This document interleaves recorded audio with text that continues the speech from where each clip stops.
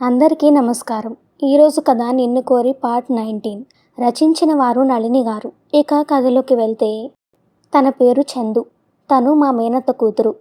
వంశీ ఆ మాట అనగానే సిరి సుశీల ఇద్దరూ ఒక్కసారిగా షాక్ అయిపోతారు. అది విని వెంకట్రామయ్య గారు ఒక్కసారిగా సోఫాలో కూర్చొని బాధతో కళ్ళు గట్టిగా మూసి తెరుస్తారు. ఇక నుంచి తను మన ఇంట్లోనే ఉంటుంది అని చెప్పి లక్ష్మిని పిలిచి తనని తీసుకెళ్ళి తన రూమ్ చూపించు అని చెప్తాడు. లక్ష్మి అమ్మాయి లగేజ్ని తనని తీసుకొని తన రూమ్కి తీసుకువెళ్తుంది. కాసేపటికి తేరుకున్న సుశీల, ఏంటి వంశీ, మీ మేనత్త నీకెలా తెలుసు? అసలు తన్ని నువ్వెప్పుడు చూడలేదు కదా. దాంతో వంశీ సుశీల దగ్గరికి వెళ్ళి తనని వెంకట్రామయ్య గారి దగ్గర కూర్చోబెట్టి, అవునత్తయ్య, నేనెప్పుడు చూడలేదు. అసలు నాకంటూ ఒక ఫ్యామిలీ ఉందని నాకు ఇప్పటిదాకా తెలియదు. మొన్న హైదరాబాద్ వెళ్ళినప్పుడు తెలిసింది. ఎలా అని అడిగింది సుశీల వస్తున్న కన్నీళ్లను ఆపుకుంటూ. సుశీల కంట్లో కన్నీరు చూసి ఆమె 2 చేతులు పట్టుకొని జరిగింది చెప్పాడు వంశీ. ఆ రోజు నేను హైదరాబాద్ వెళ్ళిన తర్వాత మావయ్య చెప్పిన పని అయ్యేటప్పటికి బాగా లేట్ అయింది. నా పనై నేను రూమ్కి వెళ్తుంటే సడన్గా ఒక అమ్మాయి నా కారుకు అడ్డం వచ్చి పడిపోయింది. దాంతో కారు దిగి వచ్చి చూశాడు వంశీ. ఆ అమ్మాయి స్పృహ తప్పి పడిపోయింది. చుట్టూ చూశాడు, ఎవరూ కనబడలేదు. ఈ చుట్టుపక్కల ఎవరూ లేరు, మరి అమ్మాయి సడన్గా వచ్చి కారు కింద పడిందేంటి అని అనుకుంటూ కారులో వాటర్ బాటిల్ తీసుకొని వచ్చి ఆ అమ్మాయి ముఖంపై నీళ్లు చల్లాడు. అయినా ఆ అమ్మాయి లేవకపోవడంతో తనని ఎత్తుకొని కారులో పడుకోబెట్టి హాస్పిటల్కి తీసుకువెళ్ళాడు. తన్ని డాక్టర్స్ ట్రీట్మెంట్ కోసం లోపలికి తీసుకువెళ్ళడంతో వంశీ బయటే ఉండిపోయాడు. ఆ అమ్మాయి ఎవరో ఏంటో తెలియకపోవడంతో ఏం చేయాలో అర్థం కాలేదు వంశీకి. దాంతో సురేష్కి ఫోన్ చేసి జరిగింది చెప్పాడు. అంతా విన్న సురేష్, సరే నువ్వు టెన్షన్ పడకు, నేను ఇప్పుడే వస్తున్నానని అతను కూడా హాస్పిటల్కి వచ్చాడు. ఇంతలో డాక్టర్ బయటకు వచ్చారు. ఎలా ఉంది డాక్టర్ అమ్మాయికి? నో ప్రాబ్లం, ఏదో టెన్షన్లో ఉన్నట్టుంది, అందుకే స్పృహ తప్పింది. Otherwise she is okay. తను స్పృహలోకి వచ్చింది, తను తీసుకువెళ్ళొచ్చు. Thank you doctor. Vamsi Suresh ఇద్దరు రూమ్లోకి వెళ్తారు. హలో, ఎలా ఉందండి ఇప్పుడు మీకు అని అడిగాడు వంశీ. మీరు అంటూ భారంగా ఉన్న తన తలని పట్టుకొని అడిగింది Chandu. Oh sorry, I'm Vamsi. He is my friend ACP Suresh. అర్థం కానట్టు చూసింది చందు. అదేనండి, మీరు పరిగెత్తుతూ వచ్చి పడబోయింది నా కారు కిందే. ఓ సారీ అండి, టెన్షన్లో చూసుకోలేదు. నా వల్ల మీకు టైం వేస్ట్ అయింది, రియలీ సారీ. ఇట్స్ ఓకే అండి. అవును, ఏదో టెన్షన్ అన్నారు, ఎనీ ప్రాబ్లం? అయ్యో, అంత పెద్దదేం కాదులేండి. ఓకే సరే రండి, మిమ్మల్ని మీ ఇంటి దగ్గర డ్రాప్ చేస్తాం. మా ఇల్లు ఎక్కడో మీకు తెలుసా? అదేంటి, మీకు తెలీదా? దాంతో చందు నవ్వి, అయ్యో మీకెందుకండి శ్రమ, నేను వెళ్తాను. ఇందులో శ్రమ ఏముందండి, బాగా లేట్ అయింది, పైగా ఏదో ప్రాబ్లం అన్నారు. అవునండి, వంశీ చెప్తుంది కరెక్ట్. ఈ టైంలో మీరు ఒక్కరే వెళ్ళడం కరెక్ట్ కాదు అన్నాడు సురేష్. ఓకే థ్యాంక్స్ అండి. ఇట్స్ ఓకే, రండి. ముగ్గురు చందు వాళ్ళ ఇంటికి బయలుదేరారు. చందు వాళ్ళ ఇంటి ముందు కారు ఆపాడు వంశీ. చందు దిగి వంశీ వాళ్ళని కూడా లోపలికి రమ్మంది. లేదండి, లేట్ అయింది, ఇంకోసారి వస్తాం. ఎక్కువ టైం తీసుకోను, రండి. ఇంత హెల్ప్ చేశారు, మమ్మీ డాడీకి పరిచయం చేస్తాను, రండి. పైగా లేట్ అయిందని వాళ్ళు కంగారు పడుతూ ఉంటారు. సురేష్ వంశీ ఒకరినొకరు చూసుకుంటారు. సురేష్ సరే అని సైగ చేయడంతో ఇద్దరు కారు దిగి చందు వాళ్ళ ఇంట్లోకి వెళ్తారు. వీళ్ళు లోపలికి వెళ్ళేసరికి చందు వాళ్ళ అమ్మా నాన్న తన కోసం ఎదురు చూస్తూ ఉంటారు. చందు లోపలికి వెళ్ళగానే వాళ్ళ అమ్మ ఎదురు వచ్చి, ఏంటమ్మా ఇంత లేట్ అయింది అని కంగారుగా అడిగింది. దాంతో చందు నవ్వి ఆగమన్నట్టు చెయ్యి చూపించింది. చందుతో పాటు వచ్చిన వంశీని సురేష్ని చూసి ఎవరు అని అడిగింది వాళ్ళమ్మ. వాళ్ళని కూర్చోమని చెప్పి పనమ్మాయికి కాఫీ తీసుకురమ్మని చెప్పింది చందు. నేను ఇంటికి వచ్చేటప్పుడు కళ్ళు తిరిగి పడిపోతే వీళ్లే హాస్పిటల్కి తీసుకువెళ్లారమ్మా, అందుకే లేట్ అయింది అని చెప్పింది చందు. దాంతో చందు వాళ్ళ అమ్మా నాన్న ఇద్దరూ కంగారు పడ్డారు. ఏమైందమ్మా, ఇప్పుడు ఎలా ఉంది అని అడిగారు. ఇట్స్ ఓకే డాడీ, ఇప్పుడు బాగానే ఉంది. చాలా థ్యాంక్స్ బాబు, మా అమ్మాయిని సేవ్ చేసినందుకు. అసలే మాకు హైదరాబాద్ కొత్త, అందుకే తను ఇంకా రాకపోవడంతో కంగారు పడ్డాం. ఓకే అండి. అవును, హైదరాబాద్ కొత్త అంటున్నారు, మరి మీరు ఎక్కడుండేవారు? యూఎస్ఏలో బాబు. 20 ఏళ్ళు అవుతుంది ఇండియా నుండి వెళ్ళిపోయి. అవునా? మరి ఇప్పుడు ఇక్కడ సెటిల్ అవుదామని వచ్చారా? దానికి చందు వాళ్ళమ్మ, లేదు బాబు, ఇక్కడ నాకు ప్రాపర్టీస్ ఉన్నాయి. వాటి మీద వేరే వాళ్ళ కన్ను పడింది. వాటిని సొంతం చేసుకోవాలని చూస్తున్నారని తెలిసి వచ్చాము. అవునా? ఎవరు వాళ్ళు? అన్నాడు వంశీ. వాడు ఒకప్పుడు మా అన్నయ్య దగ్గర మేనేజర్గా చేసేవాడు బాబు. నావి అన్నయ్యవి ప్రాపర్టీస్ అన్నీ కలిసి ఉండేవి. అన్నయ్య వీడి మీద నమ్మకంతో బాధ్యత అంతా వాడి మీద పెట్టాడు. ఫస్ట్లో నమ్మకంగానే ఉండేవాడు, కానీ డబ్బు ఎవరినైనా మార్చేస్తుంది కదా. అలా వాడికి డబ్బు మీద ఆశ పుట్టింది. మా అన్నయ్య వీడిని ఎంత నమ్మినా వీడు చేసే పనులన్నీ అన్నయ్యకి తెలుస్తూనే ఉండేది. దాంతో ఒకరోజు వాడితో గొడవపడి వాడిని పనిలోంచి తీసేశాడు.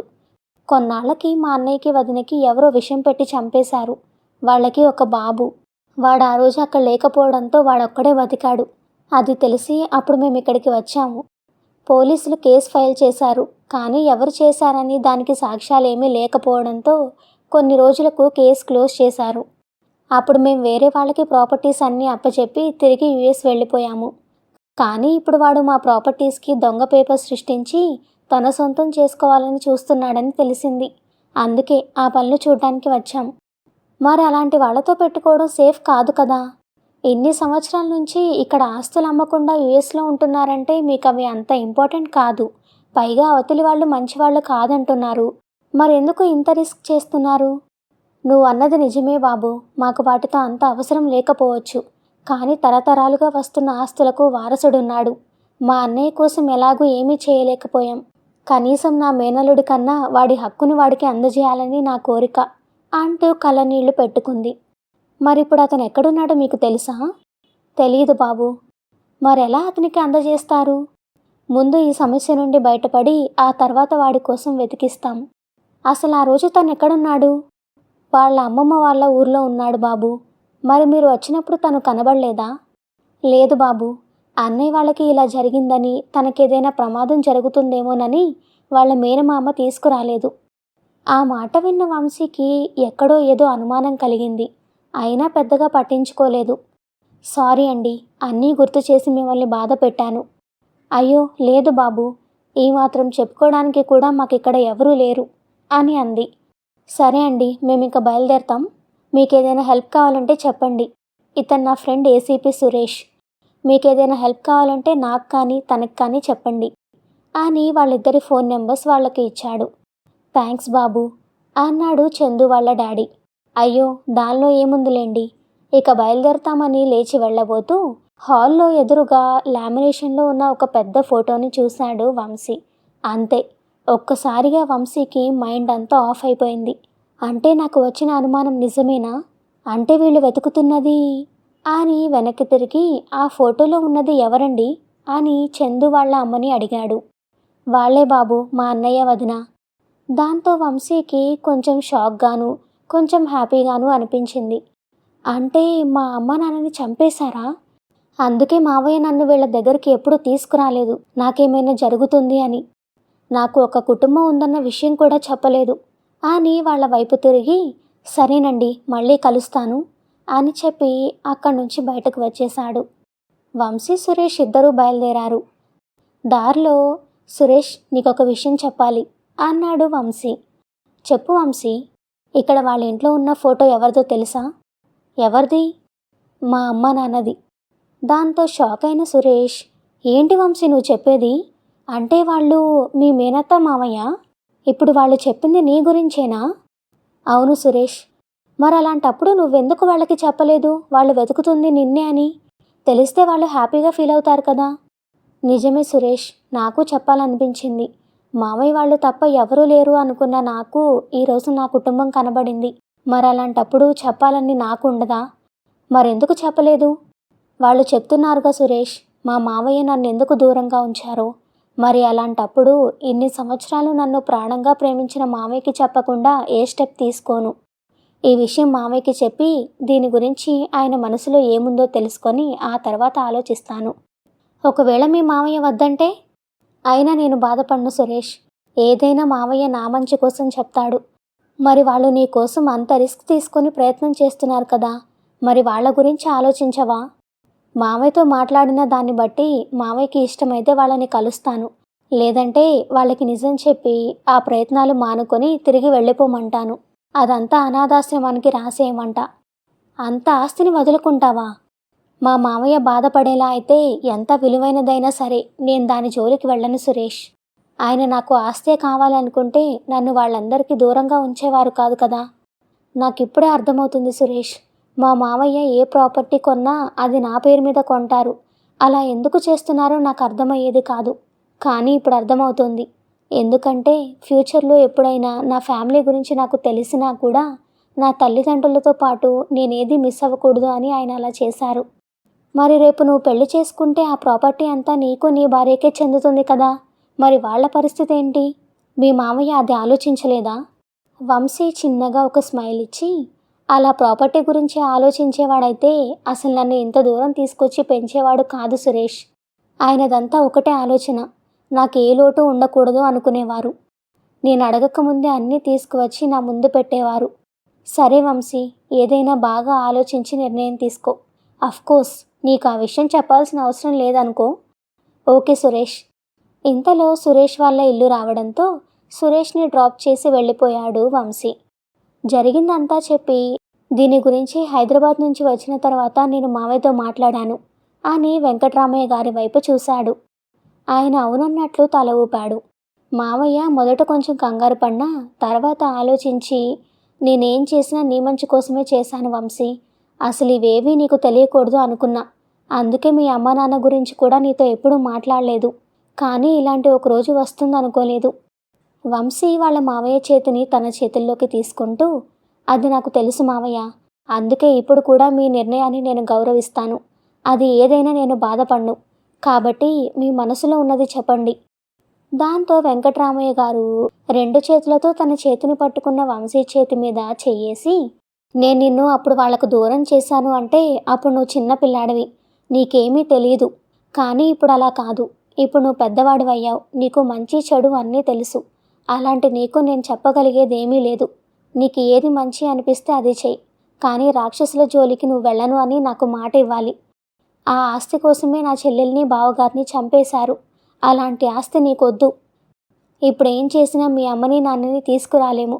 కాబట్టి అసలు నువ్వెవరనేది కూడా వాళ్ళకి తెలియకూడదు. చాలా జాగ్రత్తగా ఉండాలి. సరే మామయ్య, మీరు చెప్పినట్లే చేస్తానని మీకు మాటిస్తున్నాను. నీకు ఇష్టం లేనిదేది నేను చేయను. ఇక మీరు నిశ్చింతగా ఉండండి అని ఆ రోజు వాళ్ళ మామతో మాట్లాడింది కూడా సుశీలకు చెప్పాడు వంశీ. అప్పటినుంచి నేనెవరో వాళ్లకు చెప్పకుండా ఒక పరిచయం ఉన్న వ్యక్తిగా వాళ్ళకి ఫోన్ చేశాను. అలాగే సురేష్కి కూడా అవతలి వాళ్ళ గురించి ఎంక్వైరీ చేయమని చెప్పాను. దాని గురించి రోజు సురేష్తో ఫోన్లో మాట్లాడేవాణ్ణి అని సిరి వైపు చూశాడు. అలా వాళ్ళ గురించి సీక్రెట్గా ఎంక్వైరీ జరుగుతూనే ఉంది. ఇంతలో 4 రోజుల తర్వాత చందు వాళ్ళ ఫ్యామిలీ బయటకు వెళ్ళినప్పుడు వాళ్ళ కార్కి యాక్సిడెంట్ అయింది. దానిలో అత్తయ్య మామయ్య ఇద్దరూ చనిపోయారు. చందు ఒకటే గాయాలతో బయటపడిందని సురేష్ ఫోన్ చేశాడు. అందుకే నేను సడన్గా హైదరాబాద్ వెళ్లాల్సి వచ్చింది. ఆ మాట వినగానే వెంకట్రామయ్య గారు సుశీల షాక్ అయ్యి ఒకరినొకరు చూసుకున్నారు. ఇప్పుడు ఆ అమ్మాయికి తెలుసా నువ్వెవరనేది అని అడిగింది సుశీల. నేనెవరనేది తనకి తెలియకూడదు అనుకున్నాను. కానీ అత్తయ్య మామయ్య అంత్యక్రియలు చేయడం కోసం చందుకి చెప్పాల్సి వచ్చింది. అందుకే 2 రోజుల్లో వస్తానని చెప్పిన నాకు రావడానికి 4 రోజులు టైం పట్టింది. అసలు ఇది యాక్సిడెంటా లేకపోతే అమ్మ నాన్నలాగా వీళ్ళని ఏదైనా చేశారా అనే దాని మీద ఎంక్వైరీ జరుగుతుంది. అంటే ఇది కూడా వాళ్ళు చేయించారని నీ అనుమానమా అని అడిగాడు వెంకట్రామయ్య గారు. అవును మామయ్య. అదే కాదు మామయ్య, ఆ రోజు చందు నా కారు కింద పడ్డానికి కారణం కూడా వాళ్లే. కానీ అప్పుడు తెలియలేదు. చందుని కిడ్నాప్ చేసి అత్తయ్య వాళ్ళని బెదిరించాలి అనుకున్నారు. వాళ్ళు అప్పటికే ఆ ప్రయత్నాల్లో ఉన్నారని అత్తయ్య వాళ్ళకి తెలియదు. యాక్సిడెంట్ జరిగాక అనుమానం వచ్చి చందుని వివరాలు అడిగి ఎంక్వైరీ చేస్తే ఇప్పుడు తెలిసింది. మరప్పుడు చట్టానికి దొరకని వారు ఇప్పుడు దొరుకుతారా? అప్పుడు సాక్ష్యాలు లేవు మావయ్య. ఇప్పుడు నిజంగా చేసింది వాళ్లే అయితే ఎంక్వైరీలో మనకు సాక్ష్యాలు దొరికే అవకాశం ఉంది. వంశీ, అదే నేను చెప్పింది నీకు, నువ్వు వాళ్ళ జోలికి వెళ్ళొద్దు అని. లేదు మావయ్య, మీరేం కంగారు పడకండి. నేను డైరెక్ట్గా వాళ్ళకి ఎదురుపడ్ను. ఇక చందు విషయానికి వస్తే, వంశీ ఆ మాట అనగానే తనేం చెప్తున్నాడో వినడానికి కూడా సిరి ధైర్యం సరిపోవడం లేదు. దాంతో గబగబా పైకి వెళ్ళిపోయింది. అలా వెళుతున్న సిరిని చూస్తూ, చందు గురించి వెంకట్రామయ్య సుశీలతో మాట్లాడాడు వంశీ. స్టోరీ ఇంకా కొనసాగుతుంది. నెక్స్ట్ పార్ట్ కోసం వీడియోని తప్పకుండా లైక్ చేసి మన ఛానల్ని సబ్స్క్రైబ్ చేసుకోండి. Thank you for listening.